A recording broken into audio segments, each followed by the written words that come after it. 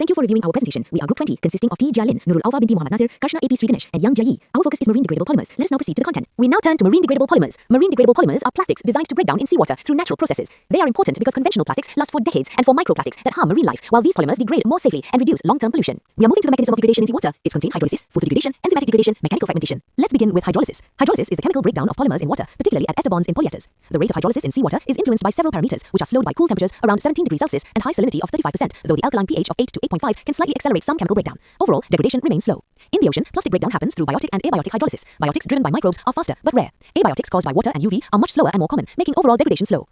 Next is enzymatic degradation carried out by microbes that release enzymes like esterases. These enzymes bind to plastic polymers using a lock and key mechanism, breaking them into smaller oligomers or monomers for the microbes to consume. One key reason plastics break down slower in the ocean is there are fewer microbes. Seawater has less microbial density and diversity than soil or compost, with approximately 10 to the power of 5 to 10 to the power of 7 cells per milliliter, so fewer enzymes are available to degrade certain plastics. This means biodegradation happens much more slowly in marine environments. Photodegradation is UV radiation from sunlight that breaks polymer chains, leading to embrittlement and fragmentation, especially in the surface layer of seawater. In seawater, sunlight mainly affects plastics near the surface, up to 200 meters deep. UV light can break plastics into smaller pieces, but it cannot fully degrade them. Instead, it works together with waves and marine organisms to speed up fragmentation.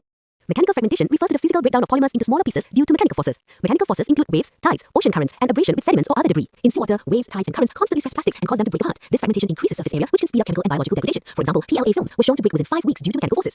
Next, we will compare 3 polymer types with marine degradation potential. First, for polyhydroxyalkanoids, also known as PHAs, is a biodegradable plastic from renewable materials. These are examples of PHAs. Some bio-based polyesters have unique properties that depend on their side chain length. However, they are expensive to produce and difficult to extract. Because of this, the market is still small, but it is growing quickly. Experimental studies clearly show the difference between PHAs. For example, PHB films can fully degrade in compost within about 6 weeks. However, in seawater, the same material only shows around 60% weight loss. Polymer blends and thinner films degrade faster, but overall, degradation in seawater remains limited. For the next polymers, which are PBAT and PBS, these polymers are biodegradable plastics synthesized from petrochemical resources. PBAT is a biodegradable plastic used in items like bags and mulch films. It's strong and cost-effective, but in the ocean, it breaks down very slowly. In a 48-day test, only about 2% mineralized, showing very limited marine degradation. PBS is a strong bio-based plastic resistant to hot water. However, in seawater, it barely degrades. After 28 days, weight loss was under 2%, and in deep-sea tests, it kept over 90% of its strength after a year, showing only surface erosion, not true biodegradation. Lastly, for polymer polylactic acid or PLA, it is the biodegradable plastics synthesized by industrial processes using renewable monomer precursors. PLA is strong and transparent, but brittle with low heat resistance. In seawater, it shows negligible biodegradation. Tests show no change after 10 weeks in thin films and no weight loss after a year in thick pieces. Degradation is mainly mechanical, not biological. Next, we will move to the environmental factors affecting degradation rates. Temperature plays a major role. Seawater is cold between 0 and 17 degrees Celsius, which slows down both chemical breakdown and microbial activity. In contrast, compost is hot, around 58 to 65 degrees Celsius, speeding up degradation significantly. This is why plastics break down much slower in the ocean.